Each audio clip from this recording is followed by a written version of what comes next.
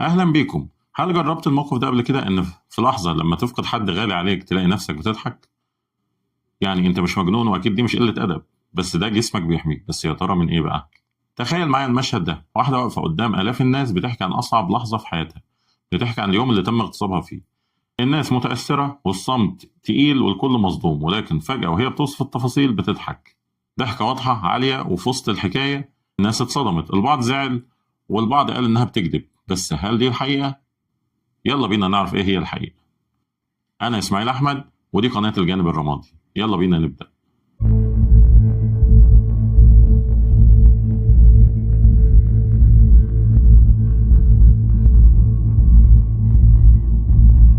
الضحك اللي المفروض يكون تعبير عن الفرح وعن السعادة وعن الارتياح، ساعات في لحظات معينة بيتحول لحاجة تانية خالص. ساعات بيبقى صرخة صامتة، أو بيبقى هروب، بيبقى دفاع أخير قبل ما الإنسان ينهار. في علم النفس الظاهرة دي اسمها incongruent affect، يعني مشاعر مش متناسبة مع الموقف خالص، وهي مش نادرة زي ما أنت متخيل. في ملايين الناس حوالين العالم عاشوا اللحظة دي، لحظة إنك تضحك وأنت بتموت من جواك. طيب ليه ده بيحصل؟ وإيه اللي بيحصل جوه دماغك في اللحظة دي بالظبط؟ وليه لما تضحك في موقف جد اللي قدامك بيزعل أكتر؟ وهل ده معناه إنك إنسان غلط؟ تعال بينا نفهم. سنة 2015 في حرم جامعة ستانفورد الأمريكية، واحدة من أعرق الجامعات في العالم، حصلت جريمة هزت أمريكا كلها. شانيل ميلر كانت وقتها عمرها 22 سنة، خريجة جديدة، وكانت رايحة حفلة في الجامعة مع أختها. شربت كام كاس مشروبات كحولية أكتر من طاقتها، فقدت الوعي. اتنين من طلبة الجامعة لقوها مرمية على الأرض ورا صندوق قمامة، وشافوا بروك تيرنر، طالب وسباح مشهور في الجامعة، بيغتصبها. بروك تيرنر اتقبض عليه، والقضية وصلت للمحاكمة وبقت واحدة من أشهر قضايا الاعتداء الجنسي في أمريكا. شانيل قررت إنها تقف قدام المحكمة وتقرأ بيان الضحية، Victim Impact Statement. قرأته على مدار ساعات قدام القاضي وقدام المحلفين وقدام بروك تيرنر نفسه.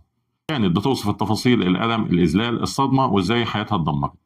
وفي وسط البيان ده ضحكت، مش مرة واحدة، لا، مرات عديدة. في لحظات معينة وهي بتوصف أفظع التفاصيل كانت بتضحك ضحكة قصيرة عصبية لكنها كانت واضحة.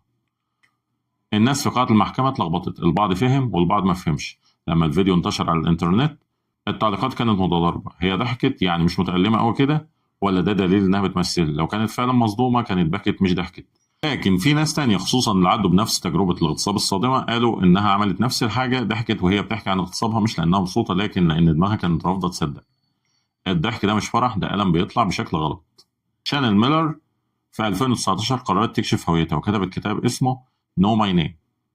في الكتاب ده اتكلمت بوضوح عن الضحكة دي، وقالت: لما كنت بقرأ البيان كنت حاسة إني بتكلم عن حد تاني، مش عني، كأني بحكي فيلم رعب حصل لشخصية في قصة مش لحياتي أنا. الضحك كان طريقة دماغي بتحاول بيها تحمي نفسها، كان زي ما تكون بتقول: لو ضحكت يبقى ده مش حقيقي، يبقى أنت مش فعلا الضحية. لكن الناس شافوا الضحك وافتكروا إني مش جادة، إني بمثل، أو إني مش متألمة بجد.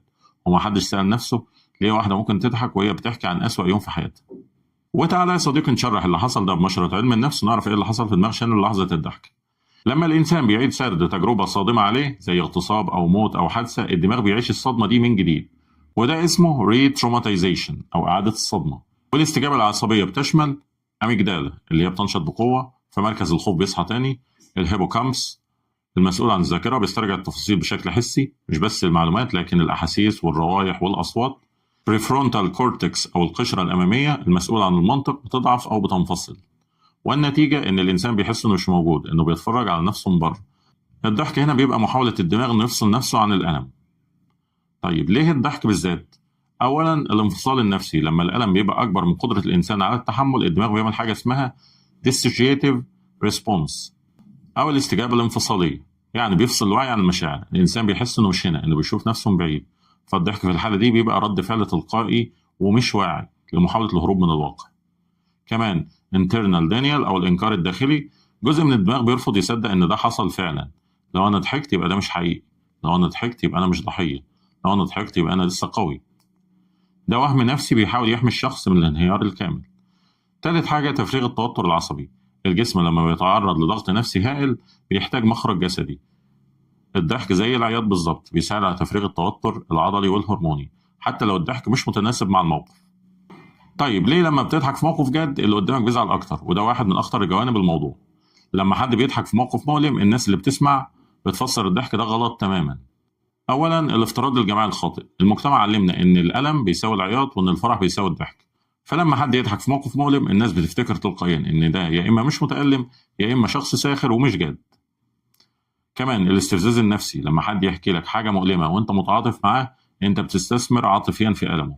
فلما تلاقيه بيضحك بتحس بخيبة أمل.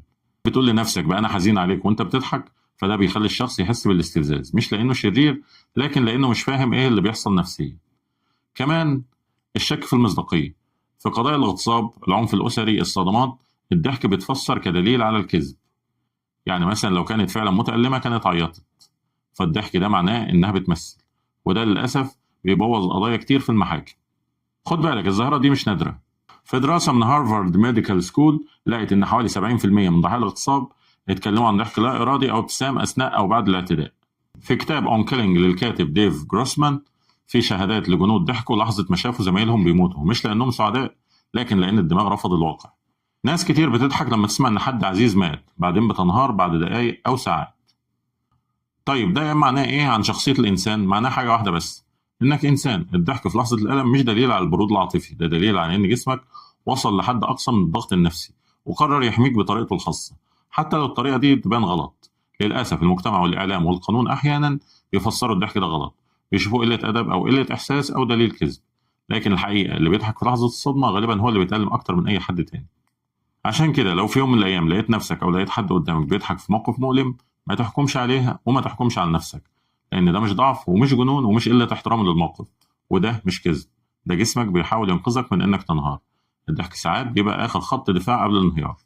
ولو كنت الشخص اللي بيسمع حد بيضحك في موقف جاد فما تستفزش وما تفترضش إنه مش جاد، واسأل نفسك ممكن يكون ده ألم ومش استهزاء، لأن فهم ده ممكن يغير نظرتنا لناس كتير حوالينا وحتى لنفسنا في أهلك اللحظات.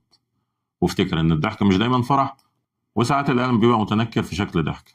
في النهاية ما تنساش فهمك لنفسك هو أول خطوة للتغيير والوعي هو مفتاحك لكل خطوة جديدة. ولو عجبتك الحلقة ما تنساش لايك شير سبسكرايب وفعل زر الجرس عشان دايما يوصلك كل جديد، وأشوفك في رحلة جديدة جوه عقلك.